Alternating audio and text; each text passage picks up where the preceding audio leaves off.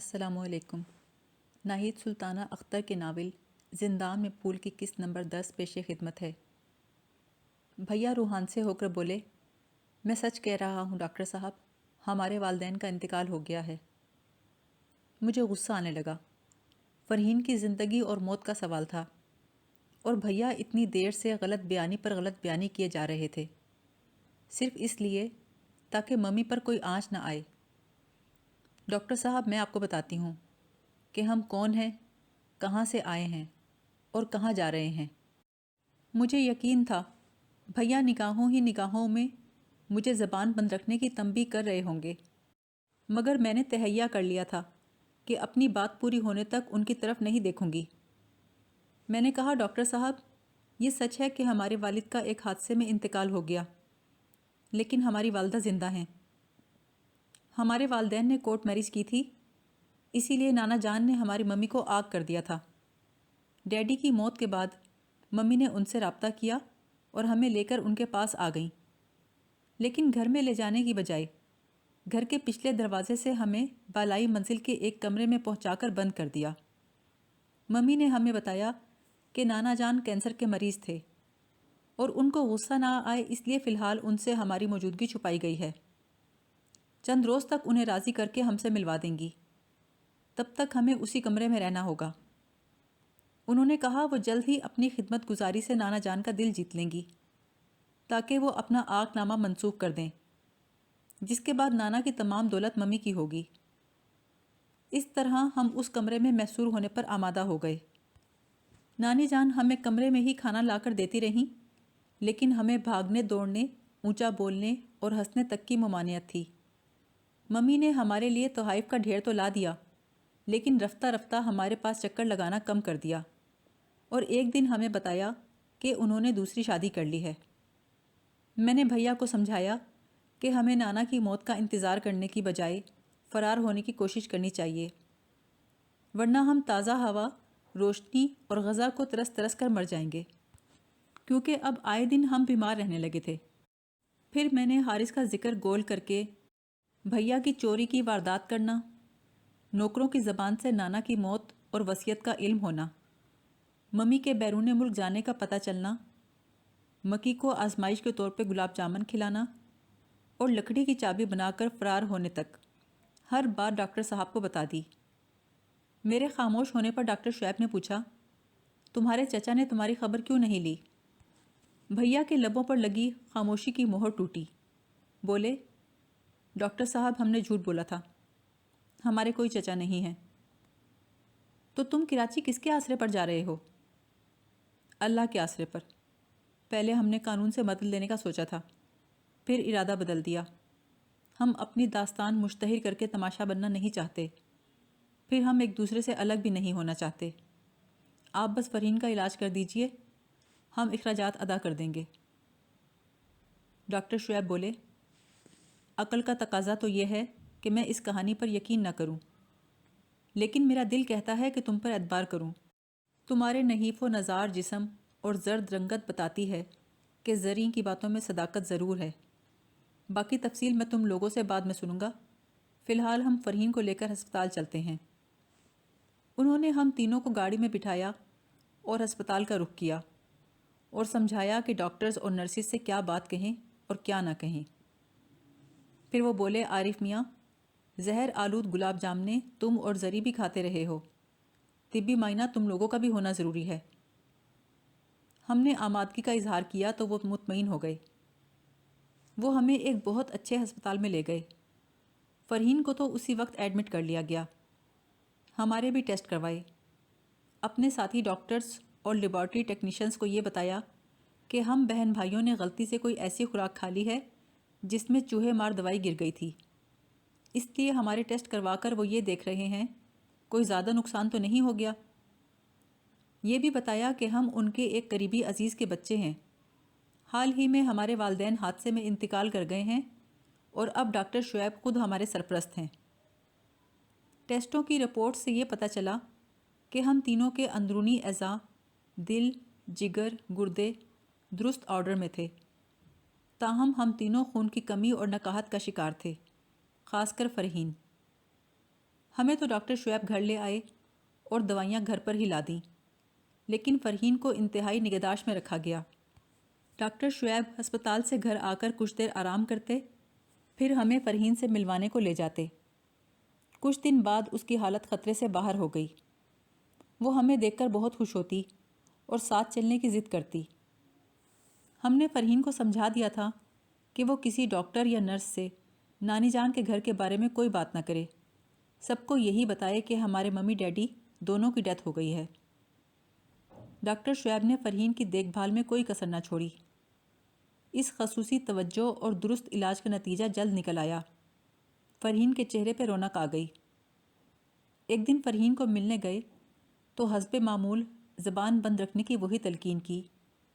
جواب میں وہ بولی، باجی میں تو کسی کو کچھ بھی نہیں بتاتی، بس کل ڈاکٹر انکل کو یہ بتایا تھا کہ ہمارا بھائی حارث اللہ میاں کے پاس چلا گیا ہے، اب وہ ڈیڈی کے ساتھ رہتا ہے۔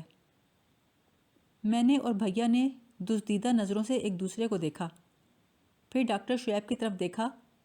وہ ہماری طرف ہی دیکھ رہے تھے لیکن خاموش رہے۔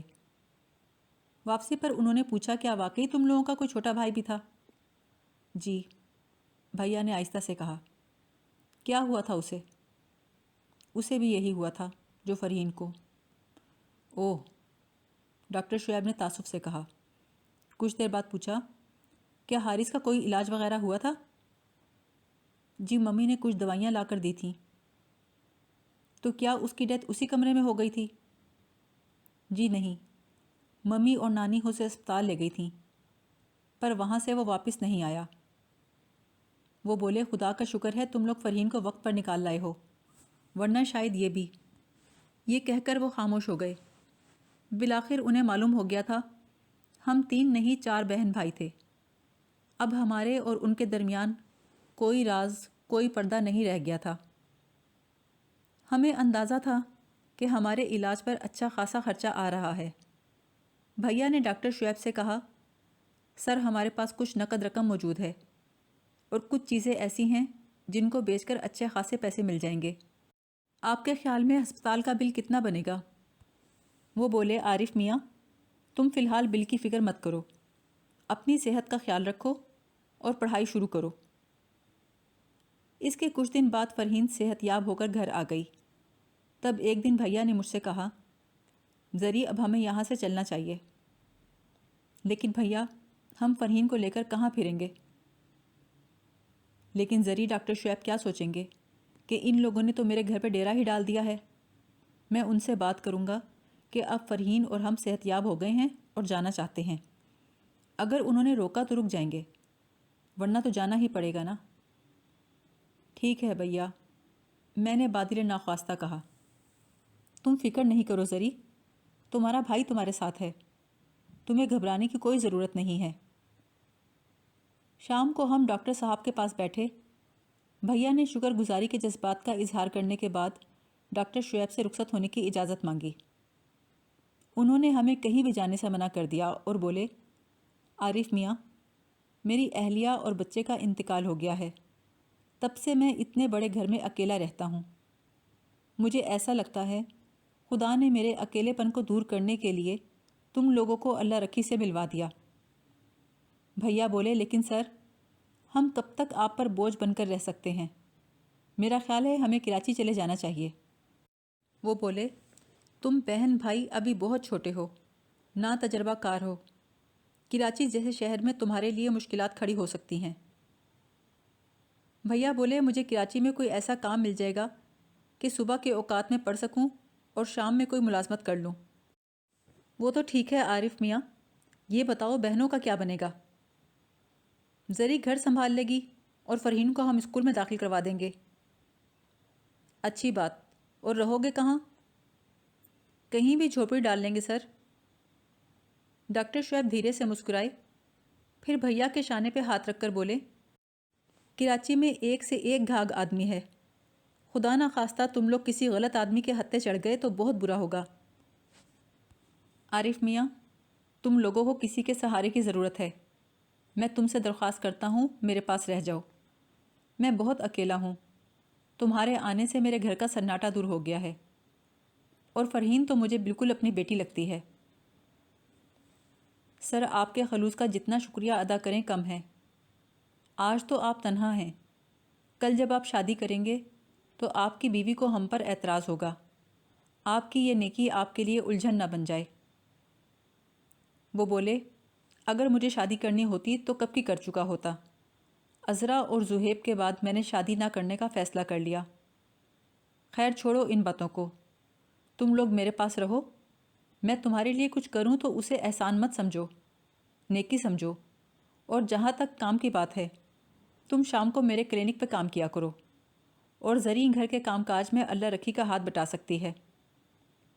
چلو اب ختم کرو یہ باتیں، اور یہ بتاؤ کہ تم کس کلاس میں پڑھتے تھے جب تم لوگوں کی تعلیم کا سلسلہ منقطع ہوا؟ بھیا بولے، جب ڈیڈی کا انتقال ہوا تو میں 9 کلاس میں تھا، زری 7ویں کلاس میں، فرحین اور حارث نرسری میں تھے۔ میں نے کہا، ڈاکٹر صاحب، بھیا ڈاکٹر بننا چاہتے تھے۔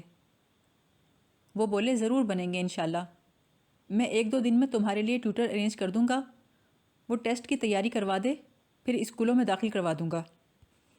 اگلے دن سے ہمیں پڑھانے کے لیے ایک ٹیوٹر کا بندوبست ہو گیا۔